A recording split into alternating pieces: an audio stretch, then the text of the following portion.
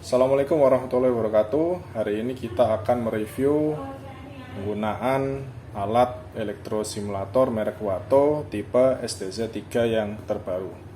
Ya. Jadi secara tampilan box seperti ini. Di sisi depan, bawah, ada tulisannya okupansi terapi, accurate output. Jadi memang outputnya dia menghasilkan berapa hertz itu akurat ya, sesuai dengan layar LCD-nya. Ada 6 channel outputnya, ada 6 kabel. Oke. Baliknya ya, ini tertera, distributornya, Kemenkesnya, 6 registrasinya, kemudian juga ini tertulis produksi tahun 2022 bulan 5. Oke, kita langsung buka boxnya. Jadi ketika membeli alat ini yang harus kita cek pertama kelengkapannya ya. Jadi ada kotak aksesori box, kemudian ada alat elektrostimulatornya. Kita angkat apa aja isinya box ini dan seperti apa alat elektrosimulatornya. Kemudian ada 2 buku manual, yang satu fotokopian, yang satu berwarna.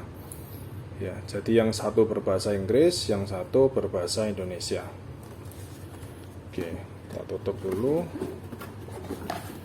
Pertama, kita lihat alat elektrosimulatornya.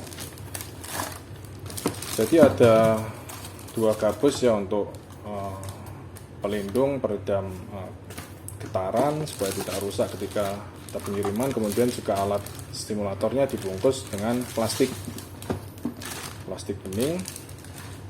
Jadi secara tampilan seperti ini alatnya. Jadi sangat ringan ya, ada layar digitalnya, display, jadi semuanya kayak menunjukkan jenis gelombangnya, frekuensinya, timernya, dia mau menghasilkan stimulasi selama berapa menit, itu ditampilkan di layar digital ini. Dan pengaturannya kita hanya perlu mengatur di tombol yang sisi kanan atas ini. Ini bisa diputar ke kanan dan ke kiri dan juga bisa ditekan. Oke, kemudian ada untuk pengaturan tombol intensitasnya ya. Jadi untuk menyalakan sampai bunyi tik ya, bisa di kanan, di kiri kan. Di bawahnya ini untuk pemasangan kabelnya ya. Ada 6 output. Kemudian baliknya, jadi bisa menggunakan baterai juga, cuma kita harus sedia obeng dan baterai tipe C sebanyak 6 buah. Jadi perihal sumber tenaganya bisa dari baterai ya, otomatis baterai muatan kelistrikannya DC, atau dari adaptor kita colokkan di stop kontak. Otomatis kalau stop kontak harus polaritasnya dia AC. Jadi sumber tenaganya itu bisa AC, bisa DC. Tapi alat ini menghasilkan polaritas kelistrikan AC. Jadi harus dibedakan antara sumber tenaganya dengan alat ini menghasilkan kelistrikan apa. Ya. Ini tombol on off-nya. Ini colokan untuk dipasangkan ke adaptor. Jadi sangat ringkas sekali, bentuknya juga sangat terlihat modern ya. Oke, selanjutnya kita buka kelengkapan boxnya. Jadi ini sangat penting sekali, kita kalau mau beli itu usahakan kelengkapannya harus selengkap mungkin. Yang pertama itu harus dapat tense pad-nya. Tense pad ini berjumlah 6 pasang ya. Jadi harus kita hitung 1, 2, 3, 4, 5, 6. Oke. 6 tense pad, otomatis harus ada 6 kabel juga. Kita cek apakah dapat 6 kabel. Oke. Jadi seperti ini bungkus kabelnya ya, terpisah 3 ya. Tujuannya dibedakan warnanya supaya kita tidak bingung kita misal pasangkan abu-abu yang di channel nomor 1, ya kan. Kalau semuanya abu-abu kita pasangkan ke pasien, nanti akan bingung ini mengatur kabel yang mana. Jadi memang dibedakan untuk mempermudah penggunaan saat kita menerapi pasien. Kabel 3 otomatis klip penjepitnya juga harus ada 6 ya. Jadi kabel 6, klipnya juga 6. Dan ini perbedaan warna tidak relevan ya terhadap polaritasnya negatif positifnya, karena alat kita AC. Jadi tujuannya dibedakan supaya tidak bingung klip ini menjepit jarum mana, klip ini menjepit jarum mana. Jadi usahakan dalam satu kabel itu warnanya berbeda ya. Jadi kalau sama semua pun itu tidak apa-apa, cuma biar tidak bingung harus dibedakan antara klip satu dengan pasangannya. Kemudian ada adaptor. Adaptor ini nanti dicolokkan ke stop kontak untuk pengganti baterai tipe C yang jumlahnya 6 buah. Oke. Baik, selanjutnya bagaimana cara memasang kabel-kabelnya ya. Jadi saya kasih contoh satu kabel ya, kita buka pengikatnya.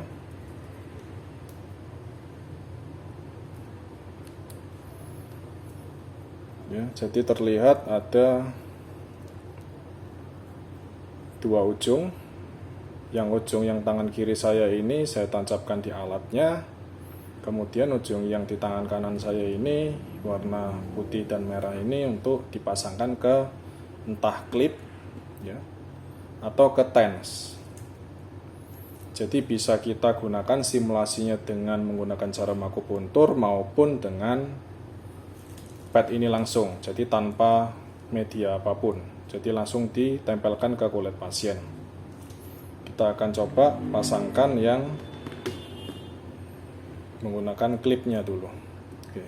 Jadi kalau saya pribadi, saya bedakan ya, entah yang merah ini mau yang di merah ini maupun yang di putih itu tidak relevan sama sekali dan tidak menimbulkan masalah apa-apa, karena polaritasnya AC maksudnya kan alternating current, jadi arus positif negatif itu selalu berubah-ubah. Jadi yang positif itu ya di sini, yang negatif juga di sini, yang putih juga bisa negatif, bisa juga positif. Jadi bebas masangnya, usahakan masangnya sampai ke ujung ya, harus notok. Kalau nggak gitu nanti nggak mau jalan listriknya karena kita kurang kenceng masangnya. Oke, selanjutnya yang warna putih biasanya saya pasangkan di kabel klip yang warna kuning ya. Ingat ya, ini harus sampai notok ke ujung. Oke, seperti ini. Kita pasangkan ujungnya ke, terserah kita mau pilih output yang mana ya, nomor 1 misalkan. Dan ini nancapkannya juga harus secara kuat ya, jangan cuma dipasang gini aja, dia nggak akan mau jalan. Jadi ada arah panahnya ya kan, kelihatan arah panah ini yang atas, kita tancapkan, kita dorong yang kuat sampai benar-benar masuk ya. Jadi harus benar-benar masuk supaya nanti bisa teraliri listrik. Oke. Kabel yang ini untuk klip ya kan, bisa juga kita pasangkan dengan TENS pad. Cara memasangnya juga sama. Jadi apa keunggulannya TENS pad? Jadi kalau misalkan teman-teman maupun ada pasien yang takut jarum, kita bisa mengaplikasikan elektroakupuntur tapi menggunakan TENS pad ini ya. Jadi ini bebas masangnya di mana. Jadi warna itu sebenarnya untuk pembeda aja, nggak ada hubungannya sama polaritas positif maupun negatif. Jadi ini masangnya juga harus sampai ujung. Oke, satunya ya. Oke, seperti ini ya. Jadi bisa tenspad, bisa juga pakai kabel, tergantung pasiennya kita mau simulasi dengan jarum akupuntur atau tanpa jarum akupuntur. Gitu perbedaannya. Kemudian lanjut mengenai penggunaan alat elektrosimulator Wato STC3 ini ya. Jadi harus kita kasih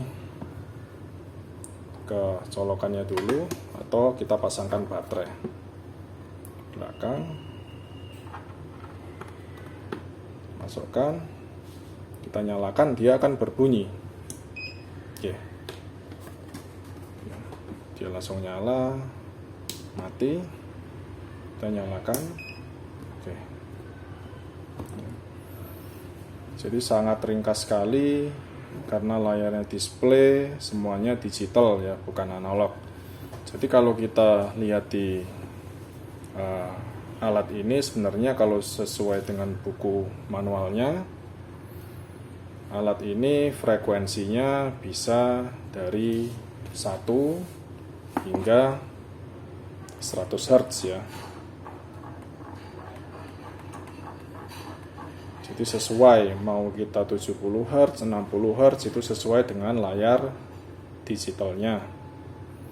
Ya, kemudian elektrosimulator ini mempunyai 3 jenis gelombang. Yang pertama continuous, kemudian ada intermittent, kemudian ada dense disperse atau dense sparse. Ya, itu bisa kita pilih menggunakan tombol ini ya. Kita geser ke kanan kiri, kemudian kalau kita mau pilih ke settingan frekuensi, timer, atau balik ke mode lagi, kita tinggal tekan tombol ini. Frekuensi, timer mau berapa menit, maksimalnya berarti 60 menit atau 1 jam. Oke, kemudian misalkan kita mau menggunakan jenis gelombang continuous dengan frekuensi katakanlah 9 Hz untuk resonansi jaringan mesoderm selama misalkan 10 menit, ya kan? Oke, setelah sudah kita set, kita pasangkan kabelnya ya. Nomor 1 misalkan kita tentukan mau pakai jarum atau kita pakai tenspad. Kalau kita mau menjalankan terapinya, kita tinggal putar intensitasnya ini sampai berbunyi. Oke, ketika ada bunyi cetik, otomatis stimulasi itu berjalan ya, kelihatan dari displaynya ini. Jadi tombol intensitasnya ini disesuaikan dengan channelnya. Kalau kabel saya taruh di channel nomor 1, otomatis untuk membesarkan intensitasnya hanya di putaran yang nomor 1 ini ya, harus pelan-pelan membesarkannya, jangan terlalu cepat. Intensitas ini maksudnya seberapa kuat rangsangan elektrik itu dirasakan oleh pasien ya, kedutannya ya, atau getarannya itu seberapa kuat. Dan usahakan kita menaikkan secara perlahan-lahan supaya tidak mengkagetkan pasien. Oke. Jadi continuous dia ketukannya itu seirama ya. Jadi dari 10 menit awal sampai nanti akhir itu selalu sama ketukannya. Tapi kalau yang intermittent bedanya apa? Kalau intermittent ini menggunakan satu jenis kecepatan jenyut. Kita misalkan mau bebas ya, mau 4 Hz, mau 20 Hz. Bedanya dengan continuous, dia ada jedanya, jeda diamnya. Kalau secara buku manual intervalnya 5 detik. Jadi katakanlah 5 detik yang pertama itu dia menghasilkan 20 Hz, 5 detik selanjutnya dia diam 0 Hz, tidak terjadi simulasi elektrik. Kemudian 5 detik selanjutnya 20 Hz lagi, 5 detik selanjutnya dia 0 Hz. Jadi itu perbedaan antara intermittent dengan continuous. Selanjutnya yang terakhir ada dense disperse. Jadi dense disperse ini menggunakan dua jenis kecepatan denyut dalam satu periode. Jadi ada kecepatan denyut dense dan ada kecepatan denyut disperse. Simpelnya ada frekuensi yang lebih tinggi dan frekuensi lebih rendah. Harusnya dalam display ini tercantum dua, ya kan? Dua jenis frekuensi, tetapi di alat ini hanya tercantum satu saja, dan nanti kita akan bahas maksudnya seperti apa ketika kita menggunakan dense disperse. Apakah ketika kita menggunakan 20 Hz ini, 20 Hz ini terjadi pasangannya itu berapa Hz? Ya. Jadi misalkan di sini 100 Hz. Katakanlah 100 Hz ini frekuensi yang tinggi. Frekuensi rendahnya itu berapa Hz? Itu harus kita lihat dari kedutan yang terjadi. Ya, atau ketukan yang dirasakan pasien itu berapa kali per 1 detik. Kita selalu melihatnya per 1 detik. Ya, nanti kita akan bahas secara detail ya, masalah penggunaannya seperti apa. Dan penggunaan dense disperse ini kan ada dua frekuensi atau kecepatan denyut dalam satu periode. Sebenarnya kita juga bisa gunakan jenis gelombang yang continuous menggunakan 3 atau 2 dari jenis frekuensinya. Misalkan kita mau menggunakan frekuensi 100 Hz, kemudian 10 Hz, dan 2 Hz. Otomatis yang 100 Hz ini kita set misalkan di 30 menit ya, kita jalankan. Oke. Kita jalankan, nanti setelah sudah berjalan selama 10 menit, otomatis timer menunjukkan di angka 20 menit. Kita langsung turunkan frekuensinya ya. Jadi bisa diganti di saat kita sedang menjalankan terapi elektroakupuntur dengan alat ini. Kita turunkan ke 10 Hz misalkan ya. Oke. Kemudian biasanya kalau dari frekuensi yang lebih tinggi kita rendahkan, itu intensitasnya juga bakalan lebih tidak terasa. Jadi kita harus tinggikan lagi sampai terasa, kemudian kita biarkan lagi ya sampai 10 menit, otomatis timernya menunjukkan di angka 10, kita turunkan lagi ke 2 Hz. Oke, kita tambahi sedikit, kita tanyakan ke pasien ya. Jadi kalau intensitas ini benar-benar subjektif, harus sesuai dengan apa yang dirasakan sama pasien. Sudah terasa atau belum, harus kita tanyakan secara subjektif. Oke, sampai timernya habis. Nanti dia akan berbunyi ya kan, baru kita matikan semua. Oke. Jadi seperti itu penggunaannya ya. Jadi kalau tanpa timer pun bisa, jadi lebih dari 1 jam kita gunakan yang gambarnya garis 2 ini ya. Oke, jadi itu misalkan kita menggunakan dua jenis frekuensi, misalkan 2 Hz dan 100 Hz ya, usahakan itu yang lebih tinggi dulu kalau saya. Kalau yang rendah dulu, ya kan, kita jalankan, ya kan, pasien sudah merasakan kedutan. Kalau mau merubah ke 100 Hz, usahakan jangan langsung dirubah, karena intensitasnya bakal terasa lebih kencang. Jadi biasanya saya kurangi dulu, baru saya rubah ke 100 Hz. Ya.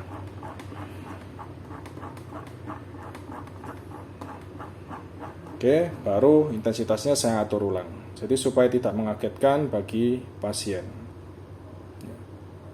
Oke, jadi juga ada satu fitur lagi untuk mereset ya. Kalau ini kan misalkan dari 100 Hz, kita matikan, kita nyalakan lagi, dia akan tetap di posisi yang sebelumnya.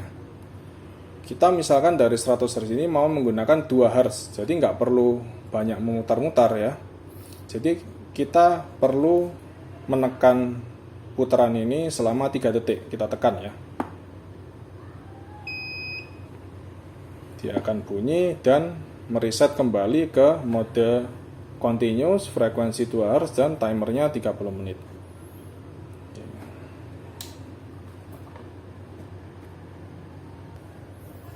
Oke, jadi kita akan lanjutkan mengenai aplikasinya menggunakan tenspad ya, tempelan ini, atau menggunakan klip dan menggunakan jarum.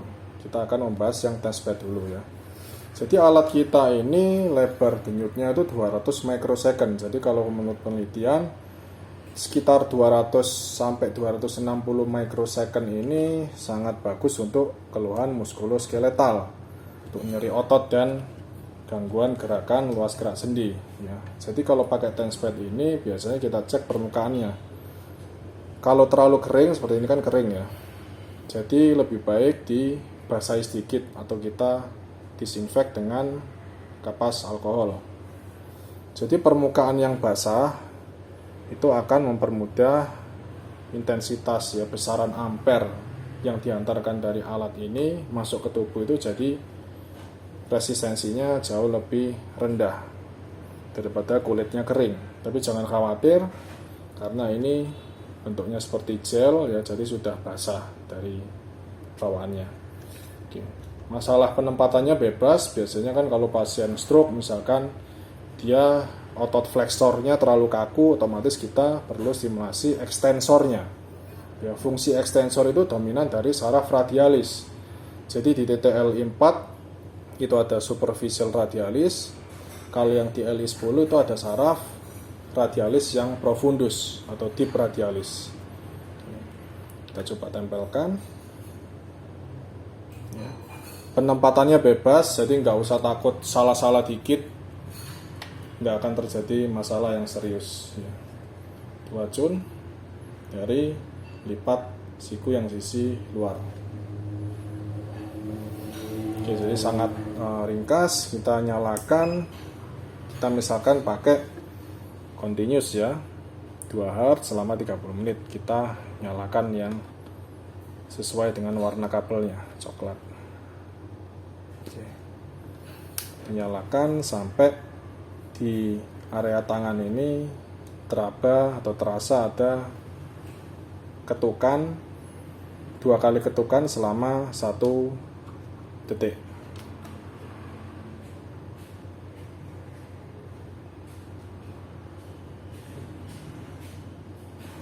Ya, terlihat semakin kencang ya. Jadi yang ini dan yang ini otomatis kenapa kok tidak berkontraksi semua? Karena antara kedua titik ini resistensinya lebih rendah yang LI4. Coba kita balik ya.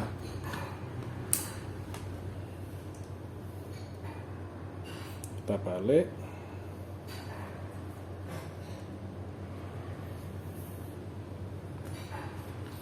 Kita nyalakan lagi.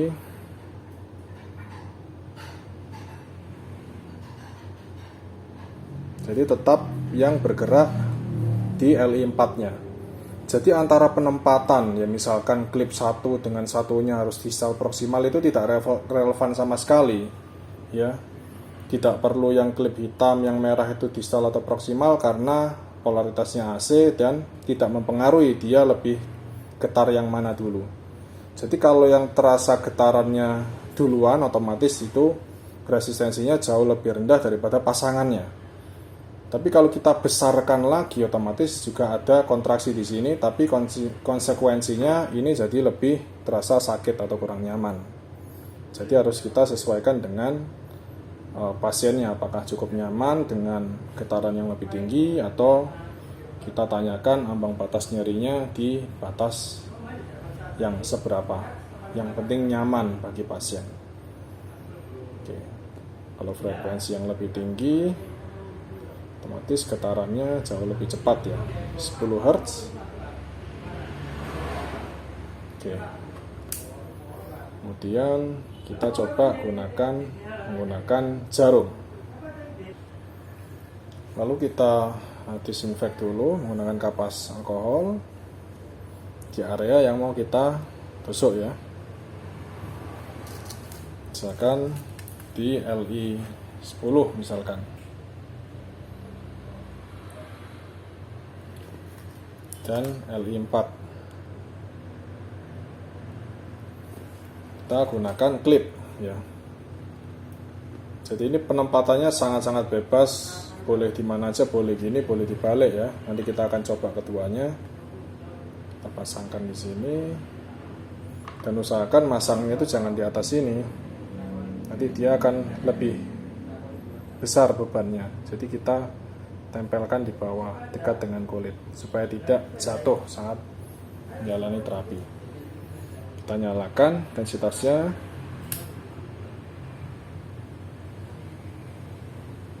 Oke. Terlihat ada getaran ya yang di LE4. Coba kita balik. Apakah yang klip kuning ini yang menghasilkan getaran atau seperti konsep yang saya jelaskan tadi? Kita balik. Jadi sangat aman, tidak perlu bingung proksimal distalnya di mana. Nyalakan lagi.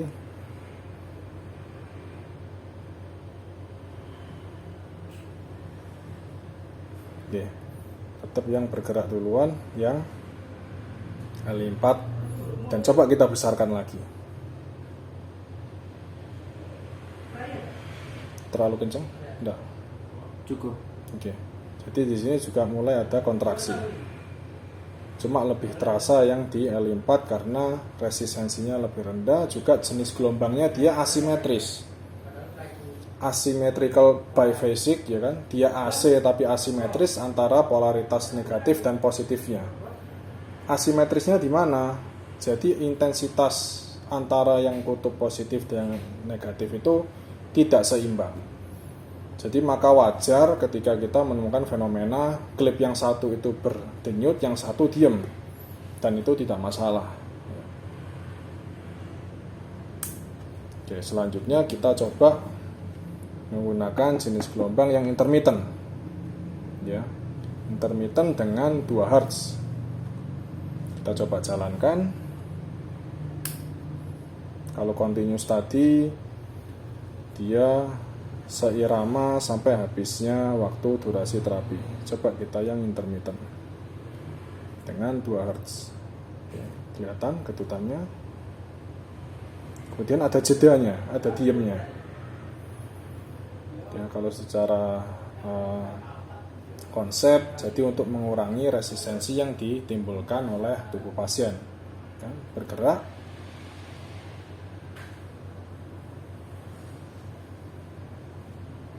Kemudian ada jeda diemnya. Jadi perbedaannya yang intermittent ya dengan yang continuous itu dia ada jedanya. Jika intermittent, kalau continuous dia terjadi terus menerus. Oke. Kemudian kita coba yang dense disperse ya. Dense disperse ini sangat kompleks, cuma rekomendasi saya biasanya kalau di jurnal penelitian itu banyak sekali diteliti menggunakan jenis gelombang dense disperse dengan frekuensi 2 dan 100 Hz. Jadi biasanya di display ini saya kasih di frekuensi 100. Nanti yang frekuensi rendahnya itu dia mengikuti entah di 2 Hz, di 5 Hz atau di 10 Hz. Kita coba lihat dari banyaknya kontraksinya. Jadi kita mulai ya. Kalau mulai kerasa ada denyutan nanti bilang ya. Oke.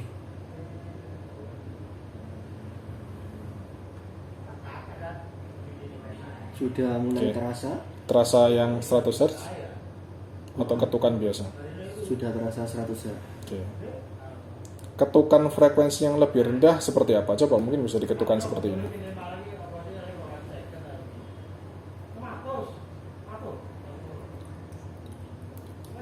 Coba. Kerasanya seperti apa? Tuk, tuk, tuk. Sudah berkurang ini. Saya tambahin lagi. Oke, tambah lagi. Nah, ini rasanya seperti ini. Ini makin cepat. Oke. Terus yang lebih rendahnya seperti apa? Coba direndahkan. Wah, ini makin cepat ini, Pak. Oke, cepat. Nah, ini baru Tuk, tuk, Nah, tuk, ada tuk, dentuman. tuk, tuk seperti ini. Nah, Sekitar mungkin 3 atau 4 Hz lah. Ya. Berarti dengan frekuensi 100 Hz yang di display ini dia menghasilkan sekitar yang rendahnya kemungkinan 3 atau 4 Hz. Ya, jadi tidak begitu ditampilkan di sini ya. Kemudian misal kita coba ganti ke 10 Hz. Dia menghasilkan 10 dan berapa Hz pertanyaannya. Jadi kita harus tanyakan ke pasien atau lihat kontraksinya terjadi berapa kali kontraksi atau ketutan per 1 detik. Ini sudah terasa ketukannya? Sudah terasa? Oke. Tuk, tuk. Nah ini 2 Hz, ya kan? Terlihat 2 Hz. Ini 10 Hz. Berarti dengan apa yang tertulis di sini ya, 10 Hz, jenis gelombang dense disperse ini menghasilkan 2 dan 10 Hz. Jadi apa yang di display ini menunjukkan frekuensi yang lebih tinggi. Tapi bagaimana jika 2 Hz? Kita coba ya. 2 Hz. Oke, kelihatan ketutannya. Pasangannya dengan 1 Hz ternyata. Jika 2 Hz di settingan dense disperse, pasangan yang lebih rendah 1 Hz. Nah, kelihatan ya, 1 Hz. Tuh. Nah, ini 2 Hz lagi. Coba kita setting ke 1 Hz. Dia menghasilkan berapa Hz? Menghasilkan lebih tinggi lagi. Jadi mungkin agak rancunya di sana ya. Jadi kalau saya pribadi untuk masalah muskuloskeletal bisa kita gunakan 10 Hz. Di sini otomatis pasangannya 2 Hz. Jadi 2 Hz untuk regenerasi jaringan, untuk anti nyeri, anti inflamasi. Yang 10 Hz itu pembulatan dari frekuensi resonansi mesoderm 9,1 Hz supaya bisa guiding ke jaringan otot, ya, jaringan tulang maupun tendon kita.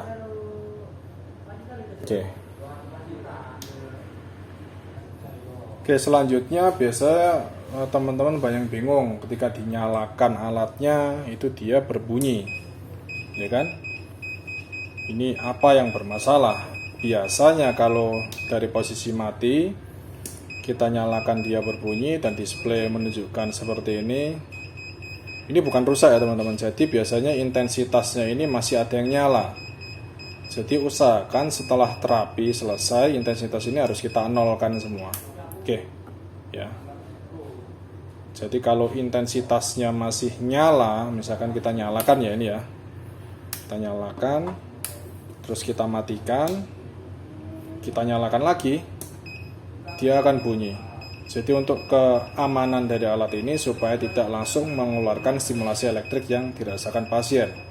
Jadi semua harus di-set ke angka 0 dulu. Oke.